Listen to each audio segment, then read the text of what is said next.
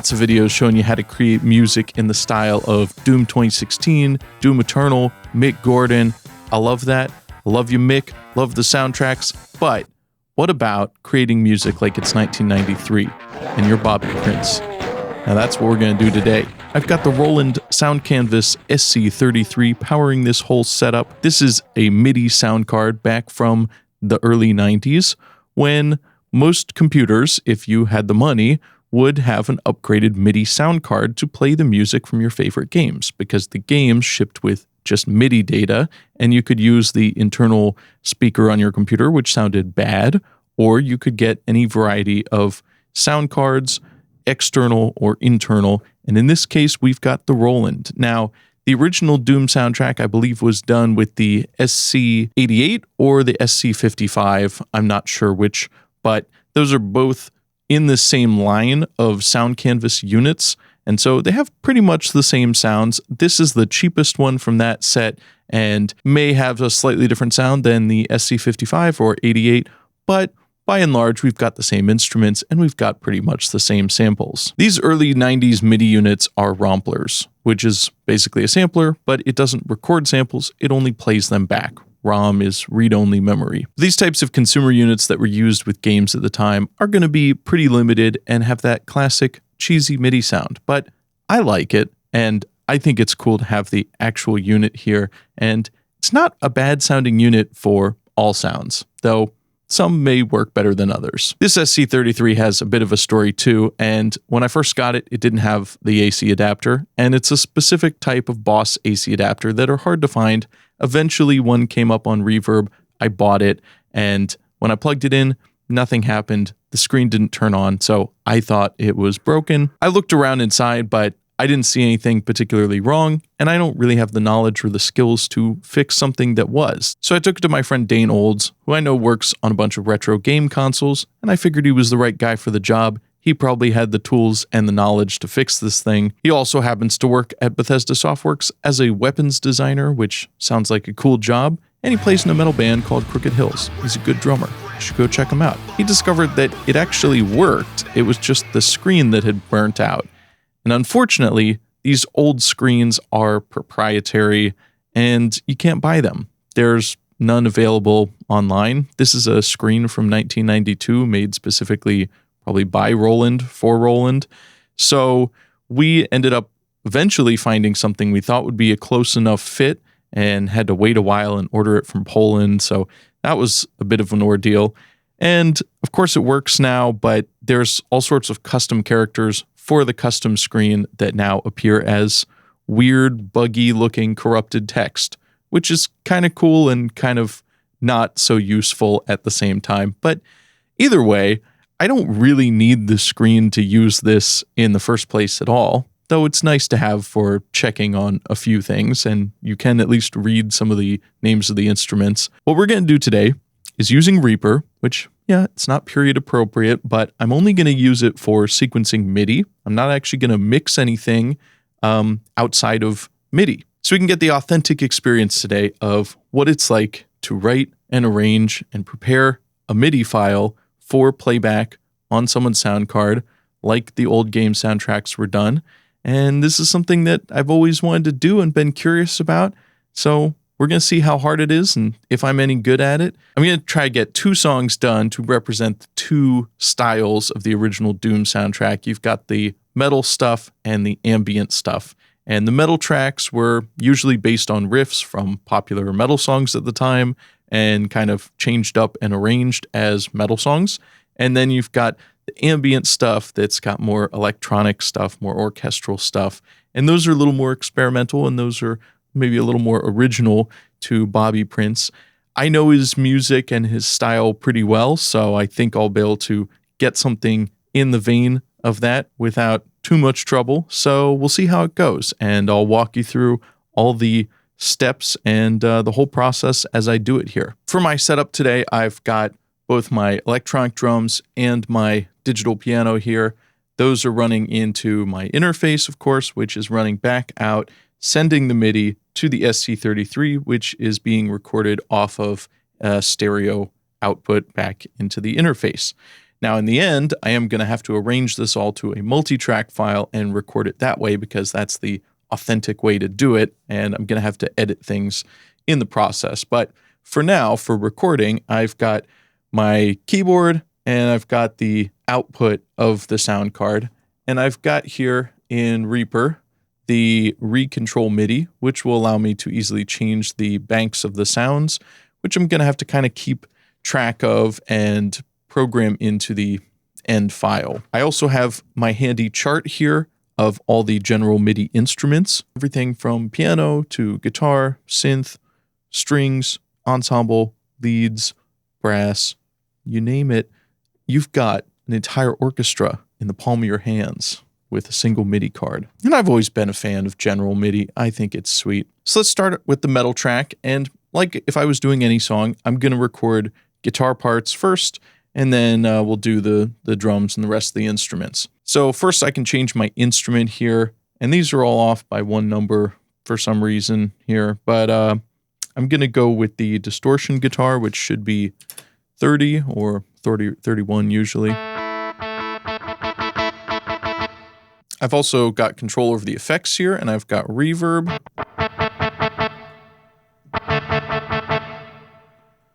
And I've got chorus.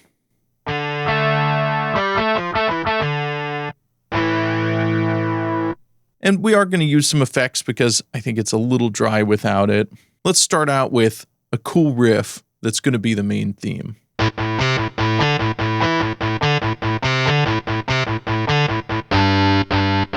So now for double tracking, I've duplicated this. I'm going to hard pan these in the effects.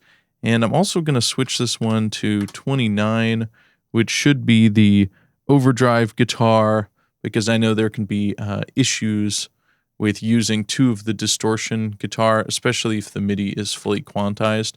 I'm not going to fully quantize it, but let's grid this up to about 85. Kind of the same way I do my drums. If it's not perfect, that's okay. I might edit it later, or I might not. But let's re-record for the second guitar, and we'll throw in some chords at the beginning. So I pretty much immediately ran into a little problem, a big problem, which is getting multiple channels, different pan, different instruments, which is going to be pretty crucial for this process. So what I've done here is I've gone in on my second channel. I've copied this over. Now in the routing windows on Reaper, this one is going to channel 2, and my first instrument is going to channel 1. We will need a different instrument for every channel. And also in the MIDI, if you go over here to the event list, you can see I've got channel 2. I've got some program changes to select a different instrument, to set the pan, the volume, and I've gone ahead and done that on my first track too, so that when this is playing, it will automatically jump to the correct volume, pan, and instrument. So now that that is taken care of, and I figured that out, we can go ahead and record a second guitar part, or at least the start of one.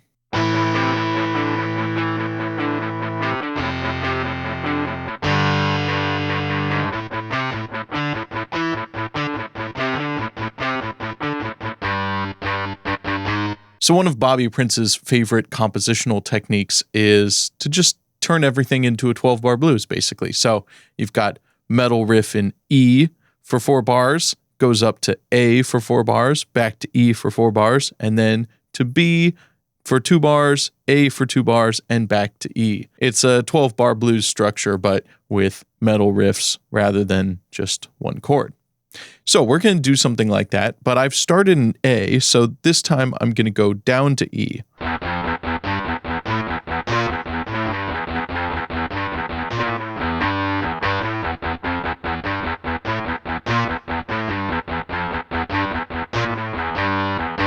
Now I'm going to go back to the first riff, but let's try out a harmony on this guitar part.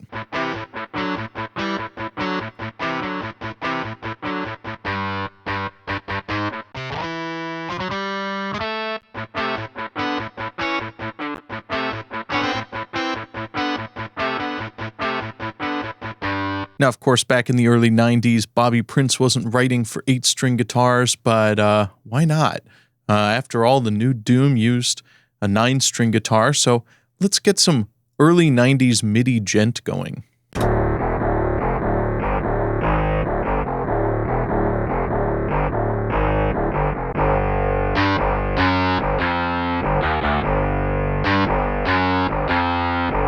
I think I've got enough riffs here. I don't want to overcomplicate this because a lot of the Doom songs don't have a ton of riffs in them, but I do want to add a little more length and variety to this, so let's try to set up some string parts.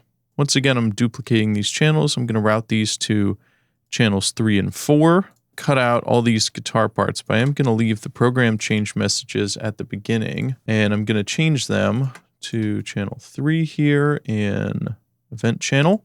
So this first one, let's do the strings. Should be 49, which means put in 48 here.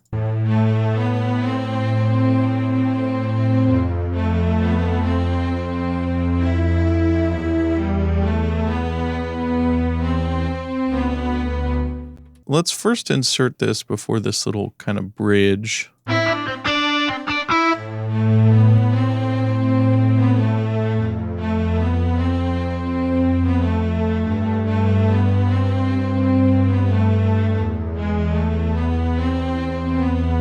I've got most of the parts here. I'm going to do some editing and arranging and finalizing this off camera, and then we'll do the drums next, or right now. We'll do the drums right now. Playing drums on the sound canvas is something I've wanted to do for a long time. You could say it's a life goal that we're accomplishing here today together.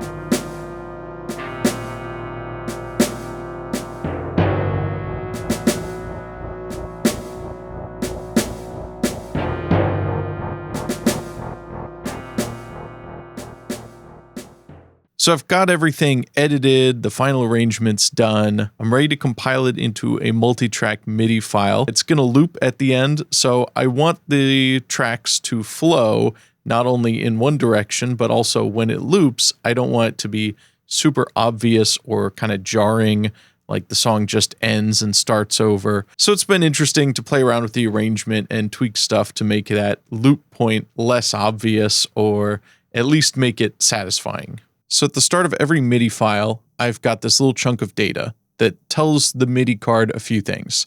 The first is a program change, which specifies the program number or the instrument I want it to play. Then I've got a volume control change just to set the overall level. And remember, with MIDI, everything can be automated too. I've got the pan position, which is going to start hard left. These guitars are hard panned. And then I've got the effects level, which is reverb, and the chorus level. So I've got a little reverb and chorus on both the guitars because I thought it sounded a little nicer that way. So same thing for the second guitar here in the events list. You can see one important trick when you're arranging metal for general MIDI is to set one guitar to be overdrive guitar and one to be distortion guitar. And this is so that the actual instrument is slightly different. If they're playing the same note at the same time, even if they're hard panned, they are going to sum to mono unless you make one of the guitars different than the other. So always do that. Even if you're just writing a guitar profile, make your left or right channel the overdrive and the other distortion. What I'm going to do, because I've already embedded the program change messages and I've glued the MIDI files into one file, just going to copy this over, and we're going to see how well this works. I'm going to stack them all on top of each other. Go to item properties here and go to items always mix, hit apply, and we're going to glue these. I'm going to make a fresh channel here for this, and it's going to output to original channels.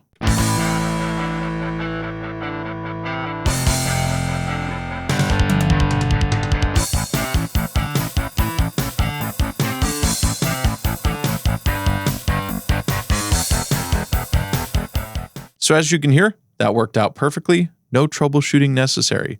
It's not pre-recorded. It's a multi-track MIDI file running through the sound canvas. And as you can see here in the channel box, we've got all sorts of different numbers. And that's an important step that you have to take when you do this. When you're setting up the instruments, we also have to tell it which channel is which. So to do that, I just select all, set event channel, and this one's already channel 1, but I've got channel 2, and then channel 5, channel 3, channel 4, channel 6, and channel 10. It doesn't matter what channel you use except for the drums. The drums always have to be on channel 10. It's the only way to access the drum kits, and so that's important. The rest of them are normal channels. Another issue I ran into when doing the final edits on these is the polyphony limit.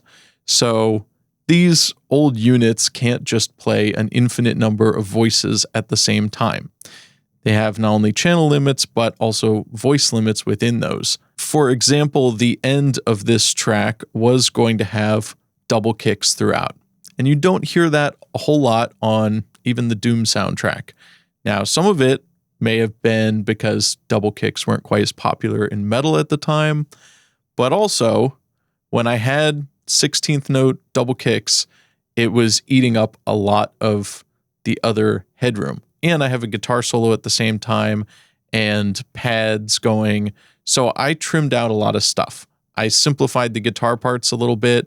I cut out the strings, and I simplified the pad, and I reduced the double kicks down to a different kick pattern with less notes. And that was pretty important. You can see my guitar solo here also has a lot of notes, and yes, this wouldn't be possible on one guitar in real life, but you know, it's MIDI, so I didn't feel like making another guitar channel. But I've got this arpeggio solo lead part as well as this harmony part. The other guitar also has a harmony part here.